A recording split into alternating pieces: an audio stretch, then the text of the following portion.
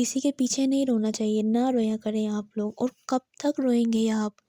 نہ پریشان ہوا کریں، کب تک روئیں گے؟ کب تک رونا دھونا ہوگا؟ آخر کو تو چپ کر ہی جائیں گے نا۔ اس سے اچھا ہے صبر کر لو، فیصلہ اللہ پر چھوڑ دو۔ کتنی خوبصورت لائف دی ہے اللہ نے آپ کو، آپ لوگوں کے پاس۔ چھوٹی چھوٹی باتوں کو خود مون کو نہ خراب کیا کریں اپنے، اچھی زندگی گزاریں۔ کسی کو اتنا حق نہ دیں کہ وہ آپ کی زندگی میں آئے اور آپ کے خوبصورت دن کا پورا موڈ خراب کر دے۔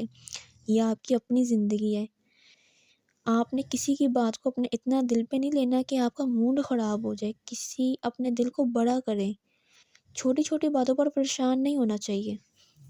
زندگی میں صبر کرنا سیکھ جائیں۔ اگر کوئی بات بری لگ جائے تو خاموش ہو جائیں، صبر کر لیں، اللہ کے لیے صبر کر لیں۔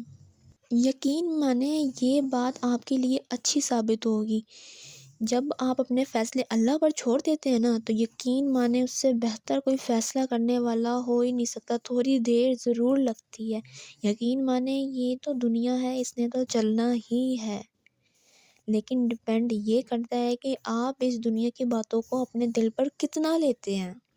کچھ لوگ ہوتے ہیں جو چھوٹی چھوٹی باتوں کو لے کر بہت پریشان ہو جاتے ہیں، یقین مانیں میں بھی انہی لوگوں میں سے ہوں۔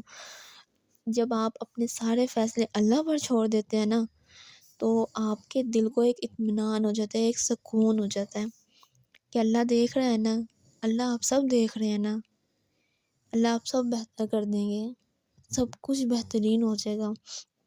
اور ایک بات ہمیشہ یاد رکھیں کہ میرا اللہ فرماتا ہے لَا خَافَ إِنَّنِي مَعَكُمَا أَسْمَعُ وَأَرَىٰ، ڈرو مت، میں تمہارے ساتھ ہوں، ہر بات سن رہا ہوں، دیکھ رہا ہوں۔